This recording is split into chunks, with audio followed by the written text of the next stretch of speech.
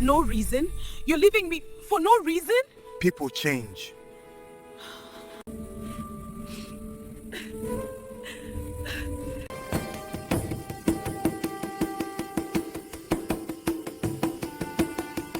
The village of Amaokwe shimmered under the Christmas Eve moon, its dusty red roads glowing like warm embers.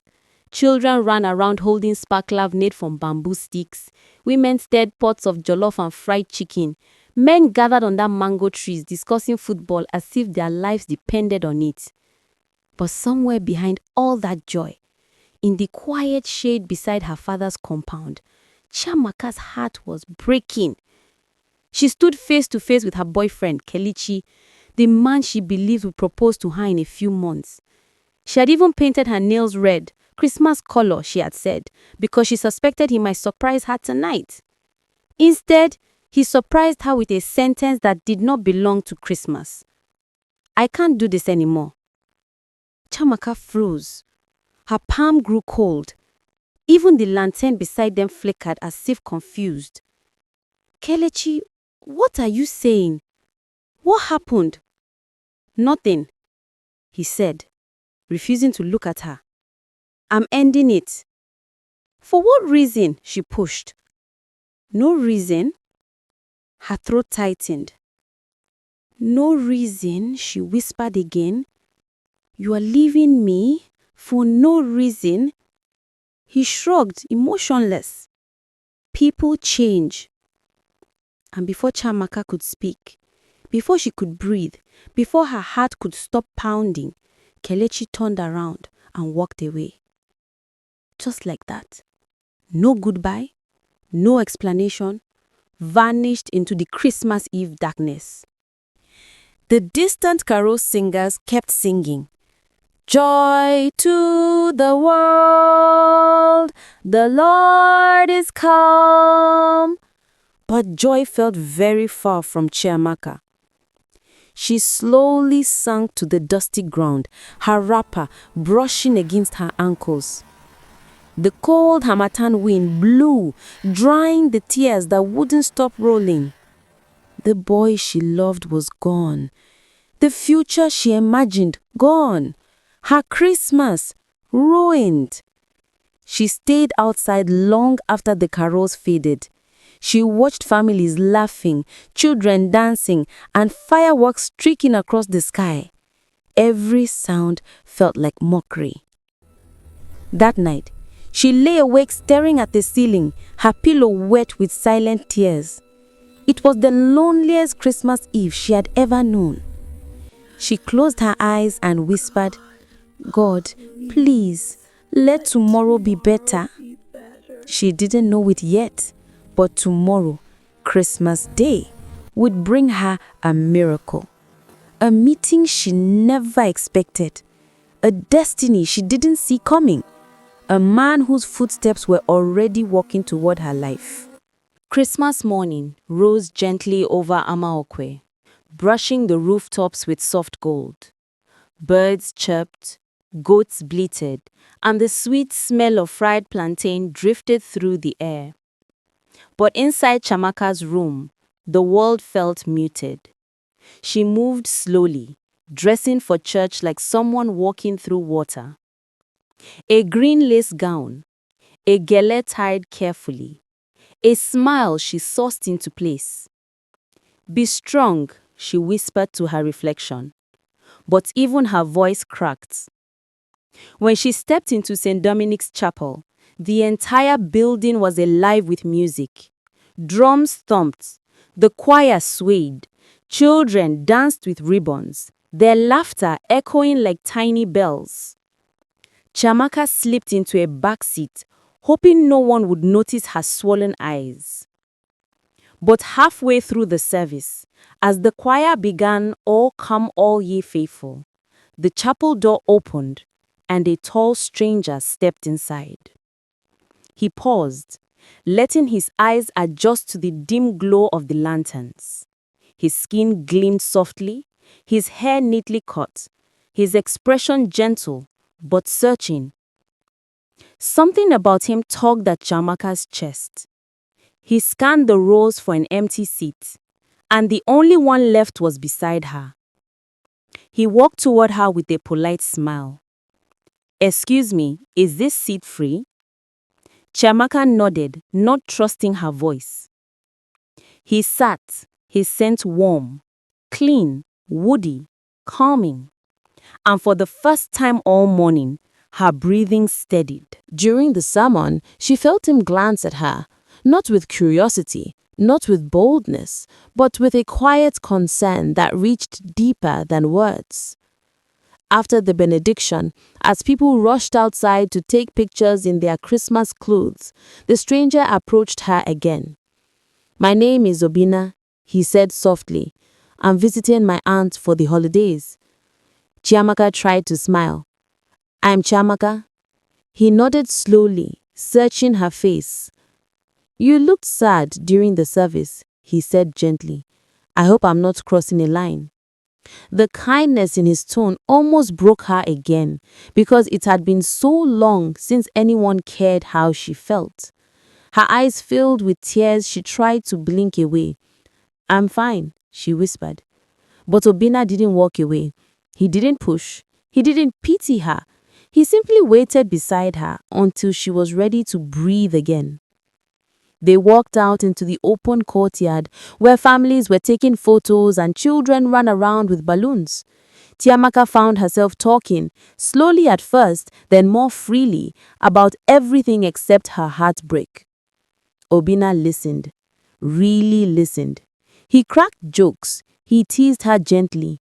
He made her laugh, her first real laugh since yesterday. And bit by bit, the weight on her heart began to lift.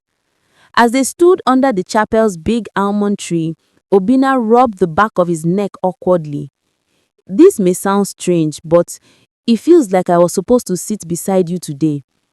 Chiamaka's breath caught, because deep inside her, something whispered the same. Before she could answer, a group of youths called Obina to join their Christmas charity outreach. He smiled at her again.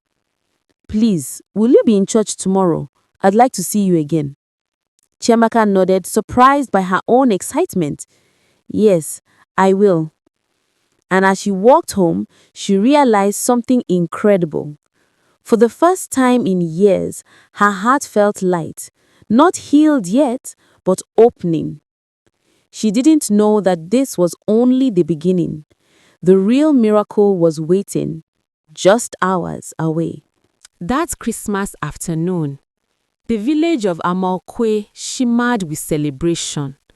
Children ran around with balloons, women carried trays of steaming rice, and men clapped loudly at every joke, even the ones that weren't funny. But inside Chiamaka's heart, something strange was happening. Peace was slowly taking the place where heartbreak had slept the night before. After leaving church, she helped her mother serve food to neighbors, shared gifts with children, and joined her cousins for small talk.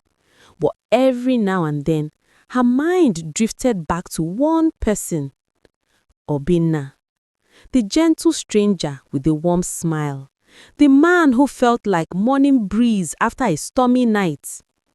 By evening, the harmattan had deepened, turning the air crisp. Families gathered outside, waiting for the Christmas night praise, a yearly event where the whole village sang and danced until midnight.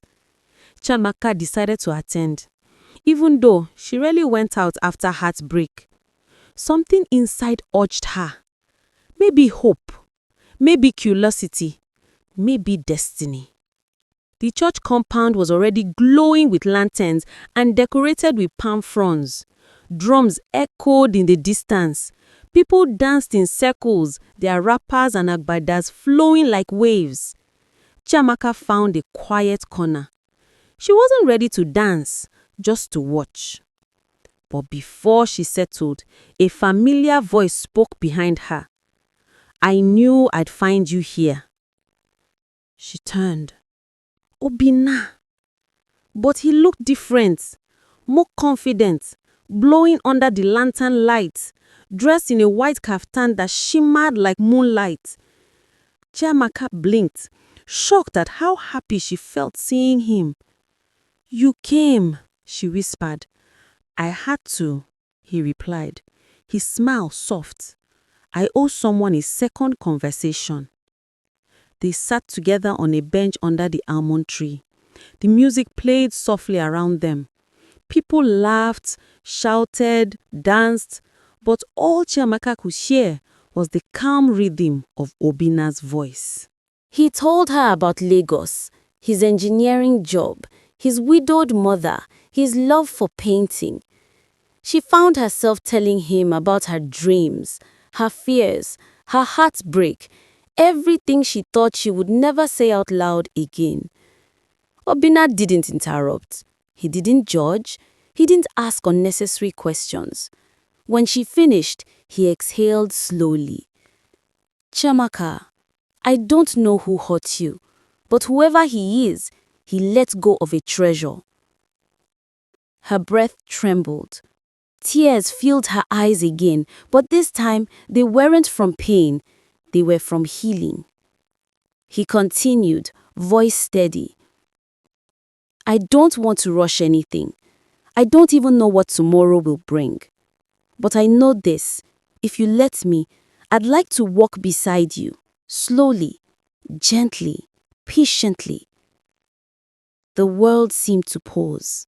The drum beat softened, the lanterns glowed brighter. And for the first time all Christmas, Chiamaka felt her heart opening, not by force, but by choice. "Obena, I think you were meant to walk into my life today." He smiled, reaching out, but stopping an inch away from her hand. "Only if you want me there." Chiamaka looked at his hand. Then she placed hers softly in it. Warm, steady, perfect. Above them, fireworks burst into the sky. Blues, reds, golds, painting the night with celebration. The crowd cheered. But for Chiamaka, the real miracle wasn't the fireworks. It was the quiet truth blooming inside her. Sometimes God allows a heart to break so it can be found by the right hands. And on that Christmas night, in the lantern-lit courtyard of St. Dominic's Chapel, Chiamaka found hers. The end. Merry Christmas, my amazing YouTube family. Thank you for the love, support, and encouragement all year. Wishing you joy, peace, and blessings this season. If you enjoy the content, please like, subscribe, and share. It helps the channel grow. Happy holidays and stay blessed.